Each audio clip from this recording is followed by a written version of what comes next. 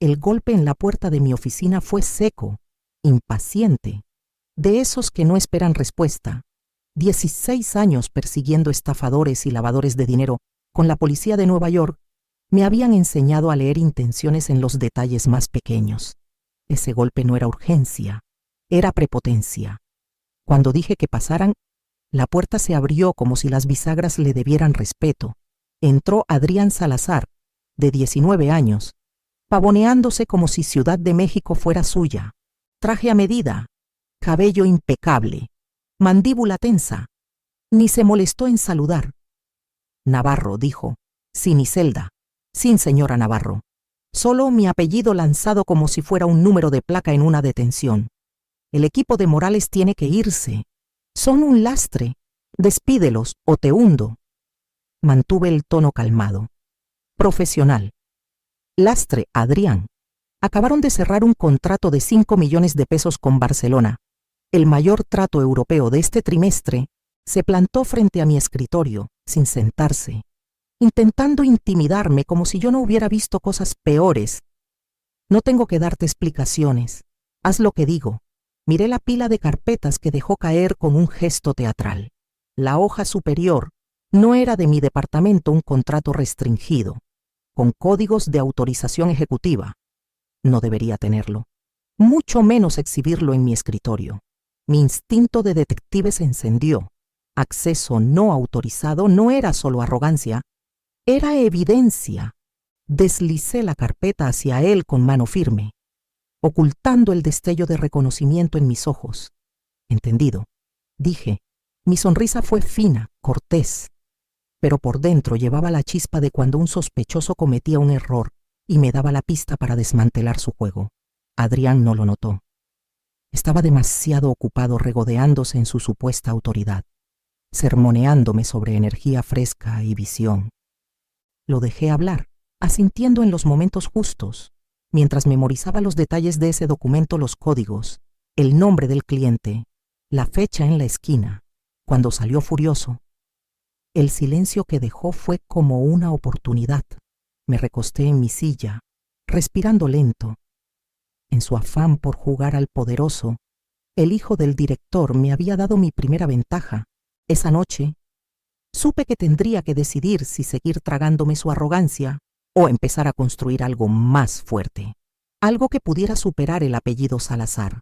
La imagen de ese contrato no autorizado se quedó en mi mente mucho después de que Adrián salió de mi oficina.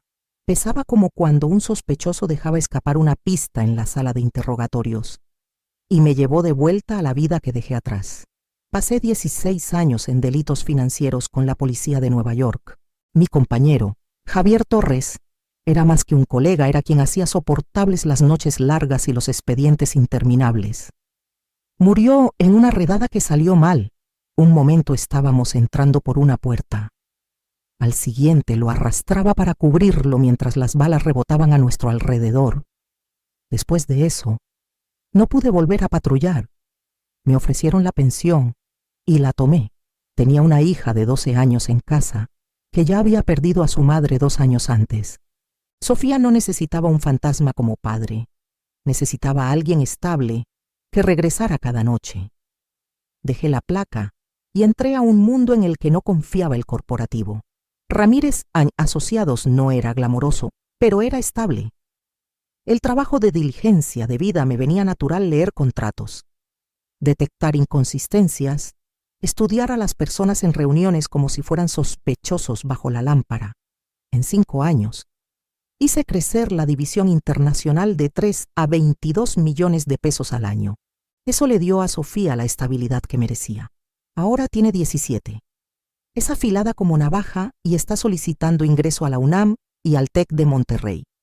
Las cuotas de inscripción, las visitas a campus, los cursos de preparación, todo suma.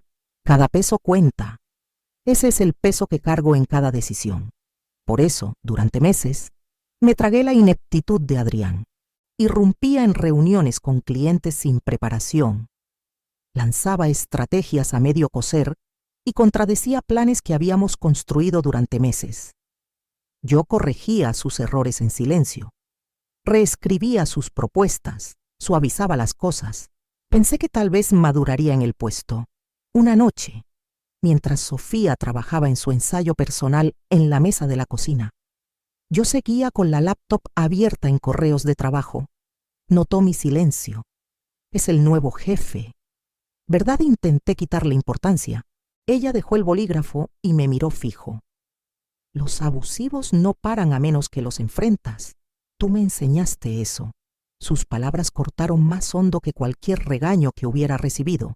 Esa noche, después de que se fue a dormir, abrí una carpeta nueva en mi laptop y escribí el título Expediente A. Salazar. El primer documento que guardé fue el contrato no autorizado que vi esa mañana. Y supe que no sería el último. Para el fin de esa semana, Adrián pasó de descuidado a temerario. Enviaba memos exigiendo aprobaciones el mismo día para contratos que debían tomar semanas de revisión. Llamaba a clientes directamente, presionándolos para aceptar términos de pago revisados sin supervisión. Los números en los reportes trimestrales ya no cuadraban con los documentos que sabía que se habían archivado días antes. Empecé a registrar todo, cada fecha alterada, cada cláusula tachada que desaparecía en el siguiente borrador, cada contrato modificado fuera de horario.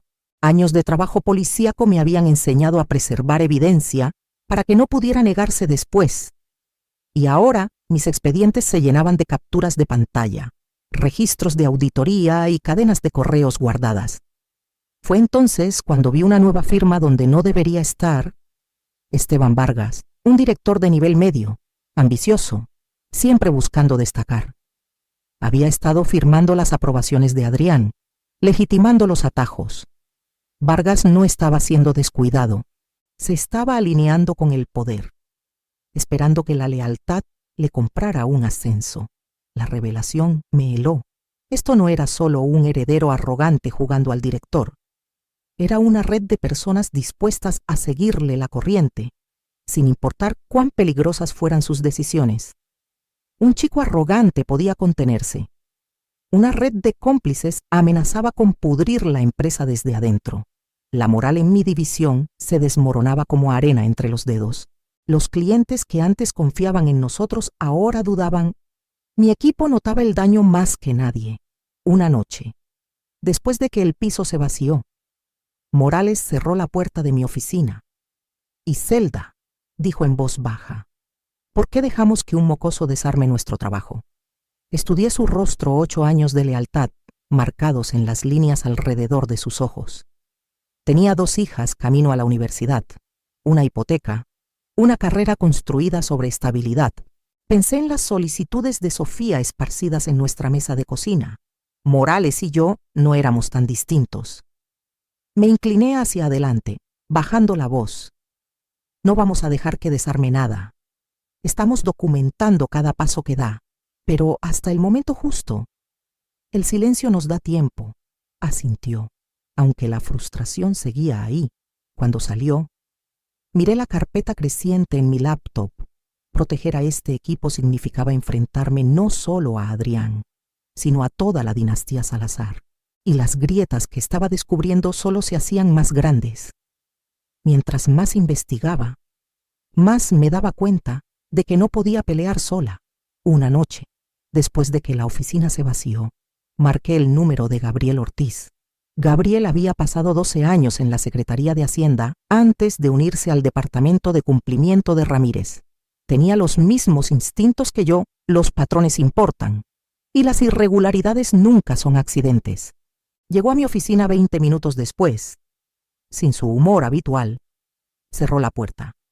Se sentó pesadamente frente a mí y dijo, antes de que digas algo, Iselda, yo también he estado documentando violaciones. Acerqué mi laptop y abrí la carpeta titulada Expediente A. Salazar.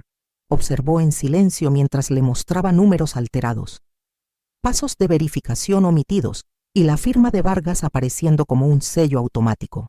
Luego me mostró sus propios registros, contratos apresurados sin diligencia debida, aprobaciones financieras saltadas, cadenas de auditoría rotas. No es solo arrogancia, dijo sombríamente, es sistémico. Y si presento esto solo, me entierran. Lo he visto antes. Asentí. Entonces no presentamos solos. Construimos algo a prueba de balas. Pueden ignorar una voz, no una coalición. La idea me dio fuerza, pero mi pecho seguía apretado. Había construido esta división con mis propias manos, y ahora corría el riesgo de colapsar porque un adolescente quería jugar al rey. Necesitaba una voz externa. Alguien que confirmara que el daño no era solo paranoia interna. Revisé mis contactos y marqué un número de confianza. Alejandra Méndez, socia senior en Global Puente. Había sido mi aliada durante 3 años. Contestó de inmediato. Y Zelda dijo, con alivio en la voz, dime que llamas con buenas noticias. Depende de tu definición. Alejandra, ¿qué tan confiada estás con nuestras operaciones actuales? Hubo una pausa que me revolvió el estómago. Hablamos del chico Salazar. Cerré los ojos. Tú también lo has notado. La semana pasada llamó, exigiendo renegociar 6 meses de términos en 48 horas. Cuando me negué, insinuó que nuestra alianza podría no durar. Iselda, te respetamos. Pero Global Puente no arriesgará su reputación en un show de aficionados. Sus palabras dolieron como un golpe. Años de trabajo, destruidos por una llamada de un heredero mimado. Colgué y miré la pantalla brillante. Todo lo que había construido para el futuro de Sofía colgaba de hilos que Adrián Salazar cortaba con gusto uno por uno. Ramón Salazar me llamó a su oficina antes del amanecer, con voz cortante y formal. Cuando entré, estaba de pie frente a la ventana, con las manos cruzadas detrás de la espalda, el horizonte de la Ciudad de México extendiéndose como un reino que él había construido. Durante 2 décadas se había ganado esa vista. Alguna vez lo respeté. Y Zelda comenzó sin voltear. Sé que ha habido problemas con el estilo de gestión de Adrián. Me quedé de pie. Problemas, Ramón. Ha evadido procedimientos de verificación, amenazado a clientes y empujado contratos que nos ponen en riesgo legal. Si esto sigue, podemos perder 15 millones de pesos en un solo trimestre.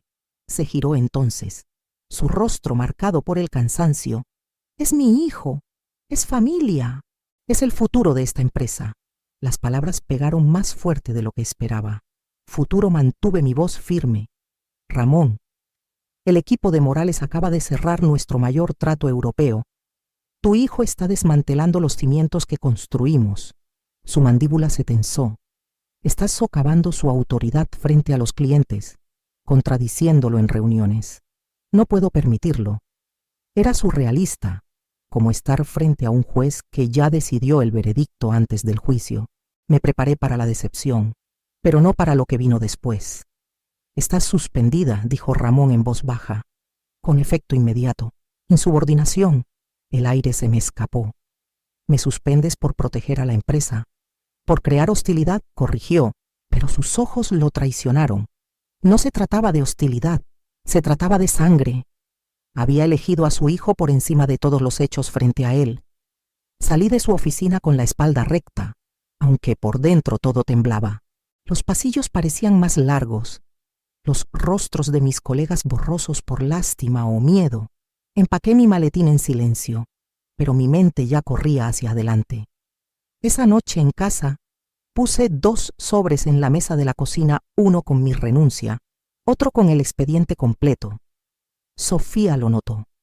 ¿Vas a renunciar? No pude responder. Me estudió, con sus ojos de 17 años demasiado sabios para su edad. ¿Qué me enseñas si te rindes ahora? Su pregunta cortó la niebla. Tenía razón. El silencio la traicionaría mucho más que cualquier junta directiva. Deslicé la carta de renuncia a un lado y dejé el expediente en la mesa, su peso innegable. Mañana. Ya no sería mi secreto. A la mañana siguiente, tras mi suspensión, estaba en mi escritorio, con cajas de cartón abiertas, empaquetando años de trabajo en silencio, archivos, fotos enmarcadas, la taza que Sofía me dio cuando tenía 10 años. Cada objeto parecía una marca contra los años que había invertido en Ramírez. La puerta se abrió con un clic. Morales entró, Cerrándola tras él, lo seguían López, Guzmán y 2 más de mi equipo. Sus rostros eran serios pero firmes. Y Zelda, dijo Morales, con voz baja pero decidida: te respaldamos. Ve a la junta directiva. No dejes que borren lo que hemos construido. Se me cerró la garganta. Antes de que pudiera responder, otro golpe sonó. Gabriel Ortiz entró, sosteniendo un sobre de Manila. Su corbata estaba floja, su expresión tallada en piedra. Me entregó el sobre. Mi renuncia, dijo. Efectiva hoy, negué con la cabeza. Gabriel, te faltan 3 años para jubilarte. No puedo quedarme y ver cómo queman este lugar. Y Zelda, ya nos están destruyendo. No dejes que entierren la verdad. Sus palabras pesaron más que cualquier archivo que había empaquetado. Asentí, y por primera vez en semanas me sentí menos sola. Esa noche, esparcí todo sobre la mesa de la cocina. Incumplimientos de cumplimiento, quejas de clientes, registros de auditoría mostrando accesos no autorizados, la complicidad de Vargas escrita en firmas que probablemente pensó que nadie notaría. Poco a poco, el expediente tomó forma. Entonces llegó el giro que no esperaba. Un correo anónimo reenviado desde Recursos Humanos una queja, alegando que había discriminado a un empleado junior, con un lenguaje frío y condenatorio. Adjunto había una cadena de correos, supuestamente mía, desestimando el trabajo de una mujer con un tono ofensivo. Por un momento, mi estómago se hundió, pero mis viejos instintos resurgieron. Revisé los metadatos. Las fechas no cuadraban. Los encabezados eran inconsistentes. Rastreé el origen la cuenta de Adrián. El chico había falsificado un correo para incriminarme. Me recosté, mirando la pantalla, la rabia convirtiéndose en enfoque. Esto ya no era solo ineptitud, era fraude, fraude criminal, deliberado. Guardé el archivo original, incrusté los metadatos y lo añadí al expediente. El caso contra Adrián Salazar ya no era solo sobre arrogancia o privilegio, era sobre corrupción que no podía ignorarse. Y ahora estaba lista para llevarlo todo a la junta directiva. A las 7 en punto, entré a la sala de juntas. 12 directores estaban sentados alrededor de la mesa de caoba pulida, sus expresiones divididas entre curiosidad y escepticismo. Al fondo, Ramón Salazar evitaba mi mirada. El aire tenía el peso de un tribunal, y sentí el mismo pulso en mis venas que cuando testificaba contra criminales años atrás. Abrí mi laptop y comencé. Señoras y señores, he compilado un registro de 90 días de violaciones de cumplimiento, correspondencia con clientes e irregularidades financieras. La exposición totaliza 17 millones de pesos en ingresos anuales, diapositiva por diapositiva. Expuse la evidencia con tratos alterados, verificaciones omitidas, el correo de Alejandra Méndez advirtiendo que Global Puente se retiraría, firmas que nunca debieron aprobarse. Los rostros se tensaron. Algunos se inclinaron hacia adelante, otros intercambiaron miradas. La marea estaba cambiando, pero sabía que no sería incontestada. Las puertas se abrieron de golpe. Adrián entró con paso firme, traje impecable, confianza radiando como perfume. Traía su propia presentación y habló sin esperar permiso. Miembros de la Junta, lo que escuchan es la resistencia de un pensamiento anticuado. La señora Navarro no puede adaptarse al liderazgo moderno. Está saboteando la innovación porque le teme al cambio. Pasó por diapositivas pulidas, puntos sobre eficiencia y modernización. Había visto suficientes acusados tejer historias para reconocer un exceso de confianza cuando lo escuchaba. Aún así, algunos directores se movieron inquietos, sopesando su brillo contra mis acusaciones. Entonces jugó su carta. Y esto, dijo, sosteniendo un correo impreso, es prueba de su hostilidad. Un correo donde menospreció a un empleado junior. Discriminación. Este es el tipo de cultura que ella fomenta. Hubo jadeos alrededor de la mesa. Mi pecho se apretó, pero mantuve el rostro calmado. Tomé la copia de su mano. La escaneé una vez y conecté un USB al proyector. Miembros de la Junta. Noten la fecha. Esto se creó horas después de mi suspensión. Y noten el ID del dispositivo lleva directamente a la cuenta del señor Salazar. Proyecté los metadatos. El silencio cayó. Luego surgieron murmullos. Adrián palideció. Tartamudeó. Se volvió hacia Vargas. Él me dijo que esto funcionaría. Vargas se levantó, negando con la cabeza. Nunca, no me eches la culpa. Las voces chocaron. Las acusaciones volaron. Finalmente, el presidente Guillermo Castillo golpeó la mesa. Basta. Esto no es innovación. Es sabotaje. La sala se congeló. Todos los ojos volviéndose hacia mí mientras Castillo se preparaba para dar su veredicto. El silencio, tras las palabras de Castillo, pareció durar horas, aunque solo fueron segundos. Luego carraspeó y leyó el veredicto con una firmeza que cortó la sala. A partir de este momento, la renuncia del señor Adrián Salazar ha sido aceptada por la Junta. El aire cambió. La mandíbula de Adrián cayó, su máscara pulida rompiéndose en pánico. No pueden hacer esto. Soy familia. Su voz se alzó, pero Castillo no se inmutó. Ramón Salazar dejará de ser director ejecutivo, continuó Castillo, y permanecerá únicamente como presidente emérito en un rol simbólico. La autoridad diaria queda revocada. Miré a Ramón. Parecía más viejo en ese momento de lo que nunca lo había visto, como si el peso de cada compromiso se hubiera asentado en sus hombros. Sus labios se apretaron, pero no dijo nada. Esteban Vargas, prosiguió Castillo, su terminación es efectiva hoy. La complicidad en estos asuntos no puede excusarse. Vargas abrió la boca para discutir. Luego se hundió, sin lucha. Castillo se volvió hacia mí. Señora Navarro, la Junta ha acordado por unanimidad nombrarla vicepresidenta ejecutiva de Operaciones Internacionales, con plena autoridad para reestructurar la gobernanza y restaurar la confianza de los clientes. Acepta. Las palabras se asentaron en mi pecho como un veredicto propio. Sí, señor, dije. Mi voz no titubeó. Esa tarde reuní a mi equipo en la sala de conferencias. Sus rostros cansados, inseguros, esperanzados, me miraban en busca de dirección. No perdí tiempo. Morales, dije, tus años de lealtad y resultados no han pasado desapercibidos. A partir de hoy, eres director de cuentas internacionales. Sus ojos se abrieron. Su boca se abrió para protestar, pero lo corté con una sonrisa. Te lo ganaste. Y esta empresa necesita líderes que protejan resultados, no egos. Los aplausos surgieron, tímidos al principio, luego más fuertes. Por primera vez en meses, la sala se sintió sólida de nuevo. Horas después, mientras la seguridad escoltaba a Adrián por el vestíbulo, sus ojos se cruzaron con los míos, su rostro pálido pero ardiente de rabia. Siseó. ¿Crees que esto me acaba?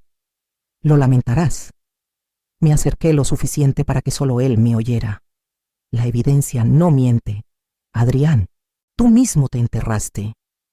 Su mirada me siguió mientras los guardias lo sacaban, pero no miré atrás.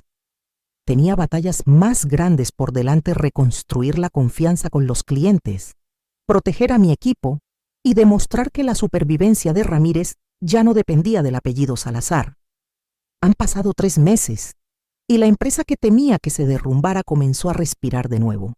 Global Puente renovó su contrato por 3 años. Industrias Heredia regresó tras una tensa negociación y socios nórdicos firmaron sin dudar. Los titulares que antes insinuaban la inestabilidad de Ramírez fueron reemplazados por un optimismo cauteloso. Por primera vez en meses, mi división no estaba apagando incendios. Estábamos construyendo de nuevo. En casa, el alivio se sentía diferente.